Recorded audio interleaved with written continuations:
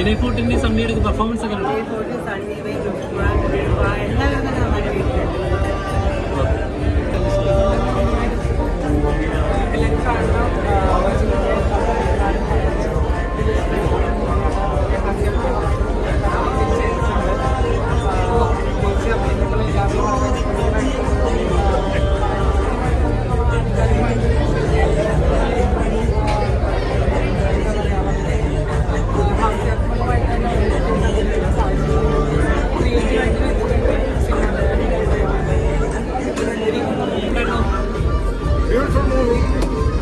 എന്താ പറയുക, ഒരുപാട് കാലത്തിന് ശേഷം നല്ലൊരു സിനിമയുടെ ഭാഗം കഴിഞ്ഞു.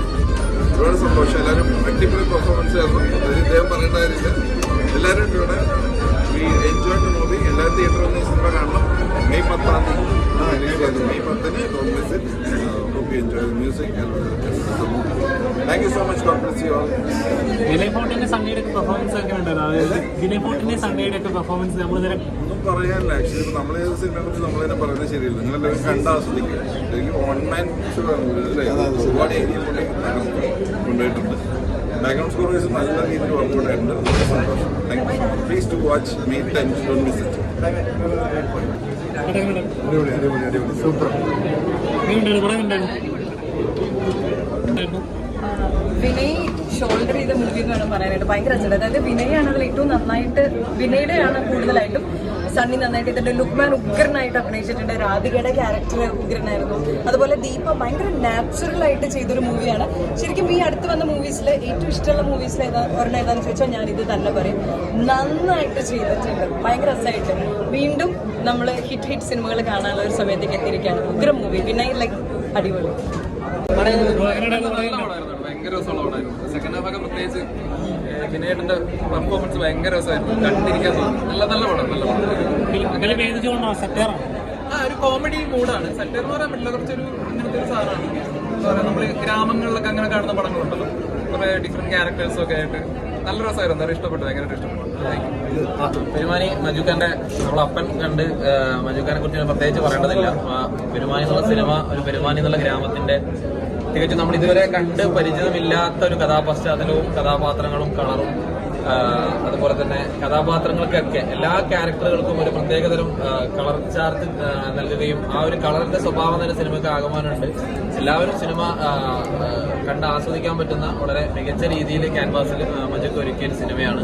നമുക്ക് കണ്ട് പരിചിതമില്ലാത്ത കഥാപാത്രങ്ങൾ, എന്നാൽ നമുക്കിടയിൽ എല്ലാവർക്കും നമ്മുടെ ഇടയിലൊക്കെ ആ കഥാപാത്രങ്ങൾ ഉണ്ടോ, നമ്മുടെയൊക്കെ സ്വഭാവമായിട്ട് അതിനെ പങ്കിട്ടോ തോന്നിപ്പിക്കുന്ന രീതിയിലുള്ള കഥാപരിസരവുമാണ്. വളരെ മികച്ചൊരു ദൃശ്യാനുഭവമായിരിക്കും പെരുമാറി. Thank you. കലക്കി നല്ല സിനിമയാണ്. ഒരു ഡിഫറെൻറ്റ് സിനിമയാണ്. കുറേ നേരം ഇങ്ങനത്തെ സിനിമ കണ്ടിട്ടില്ല. എല്ലാവരും അടിപൊളിയാണ്. വിനയ് അടിപൊളിയാണ്. സണ്ണി, രാധിക, ദീപ എല്ലാവരും നന്നായിട്ട്. ലുക്കും അടിപൊളിയാണ്. എല്ലാവരും അടിപൊളിയാണ്. അതൊക്കെ ചോദിച്ചാൽ എനിക്കറിയില്ല. പക്ഷെ ഭയങ്കര രസമായിട്ടുണ്ട്.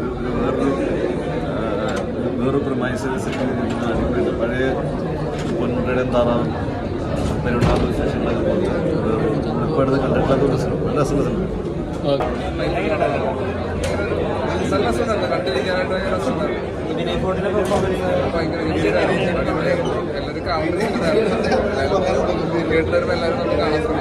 ഈ മഞ്ഞുമൽ OTT റിലീസിന് ഇറങ്ങിയ ശേഷം ആളുകൾ വലിയ തോതിൽ വീണ്ടും സംസാരിച്ചു തുടങ്ങിയിട്ടുണ്ട്. അത് ആ പ്രതികരണങ്ങളൊക്കെ കാണുമ്പോൾ ഫീൽ ചെയ്യുന്നത് സന്തോഷം കൂടുകയാണല്ലോ.